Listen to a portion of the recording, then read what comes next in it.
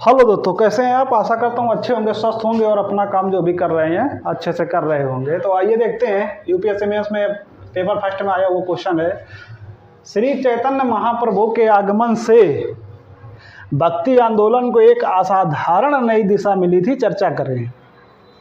तो आइए जानते हैं कि भक्ति आंदोलन की शुरुआत उस समय मध्यकालीन भारत के धार्मिक जीवन के क्षेत्र में एक नई चेतना के रूप में उभर के सामने आया या दिशा मिली। अच्छा, धार्मिक सुधार आंदोलन, अब आंदोलन चल ही रहा है भक्ति आंदोलन, तो ये धार्मिक सुधार के लिए था, लेकिन जो इसमें सामाजिक सुधार के तत्व आते हैं वो चैतन्य महाप्रभु के आगमन के बाद समावेशित होते हैं। इनके जब ये आए तो इन्होंने जो है वैष्णव धर्म के पुनरुत्थान के लिए और सामाजिक पुनरुत्थान के लिए एक समाज सुधारक के रूप में इनका आगमन हुआ। तो जब ये आए तो उस समय हिंदू धर्म अपने पतन उन्मुख दिशा में जा रहा था, यानी उसका जो क्षरण हो रहा था, और उसकी वजह ये थी कि उसमें कई अवांछित कर्मकांडी तत्व शामिल हो गए थे, जिस वजह से धर्म का धीरे धीरे ह्रास हो रहा था।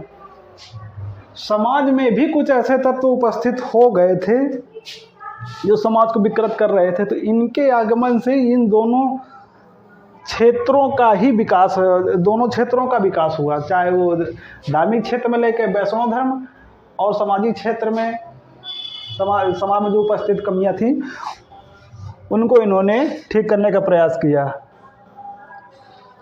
तो चैतन्य महाप्रभु को हम जान लेते हैं कि इनके प्रमुख सिद्धांतों में से दो सिद्धांत थे। उनमें से एक सिद्धांत था कृष्ण के प्रति भक्ति, क्योंकि वैष्णव धर्म को मानते थे, और दूसरी थी गुरु के प्रति श्रद्धा, क्योंकि ये ऑलरेडी गुरु थे। इन्होंने ये दो सिद्धांत दिए। तो जो कृष्ण के प्रति भक्ति का इनका सिद्धांत है, तो उसमें ये बताते हैं कि जिस प्रकार से राधा और कृष्ण के बीच भक्ति और प्रेम का संचार था, उसी प्रकार से भक्त का अपने ईश्वर के प्रति भक्ति और सच्ची श्रद्धा होनी चाहिए।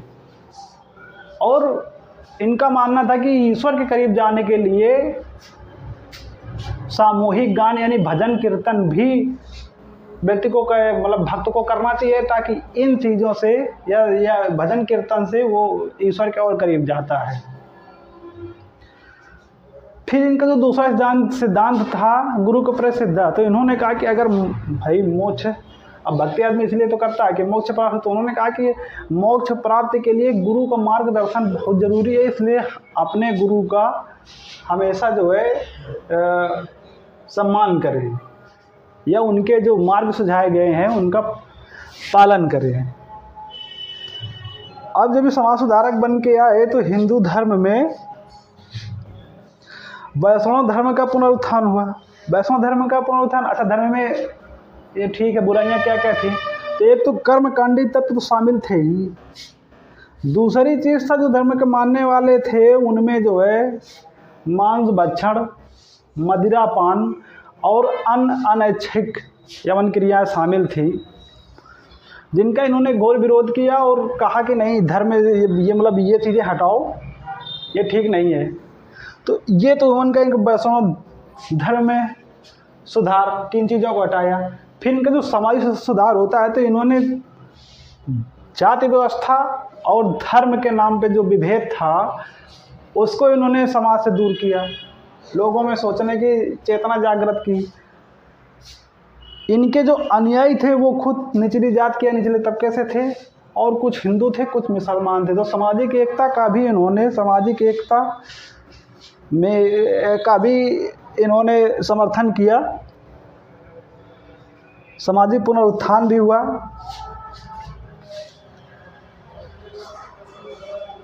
तो इन सब तत्वों को देख के कहा जा सकता है कि इनके आगमन से समाज का भी पुनरुत्थान हुआ और धर्म का भी पुनरुत्थान हुआ, और इनके आने से समाज में एक नई चेतना आई और इन समाज को एक नई दिशा दिया। अच्छा, मेरा जो ये वीडियो है तो पर्टिकुलर किसी के लिए नहीं है, सब लोगों के लिए है। और मेरा फोकस उन लोगों के लिए जिनका शिक्षा से कोई लेना देना नहीं है, लेकिन आज के दौर में उनके पास मोबाइल ज़रूर बड़ा है और वो दिन भर मनोरंजन की चीज़ें देखते हैं। अगर मैं तो उनके लिए वीडियो बनाता हूँ कि उनको भी इन सब चीज़ों की जानकारी होना चाहिए कि भाई हमारे देश में चल क्या रहा है और देश को विकसित करने के लिए हमारी चेतना कैसे विकसित होगी, हमारा विवेक कैसे बढ़ेगा, हमारी बुद्धि में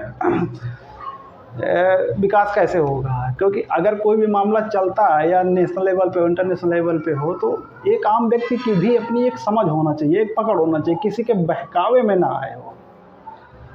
इस उद्देश्य को लेके जो है मैंने ये कार्यक्रम चालू किया और ये हमेशा चलता रहेगा। अच्छा, मेरे लिखने में या बोलने में अगर कोई कमी होती है या भाषा का ठहराव होता है तो आप उस पर ना फोकस करिए। अगर तैयारी पे चल रहे हैं, आपको जो चीज़ अच्छी लगे उसको पकड़ लीजिए, जो चीज़ अच्छी ना मिले उसको छोड़ दीजिए। Okay, thank you.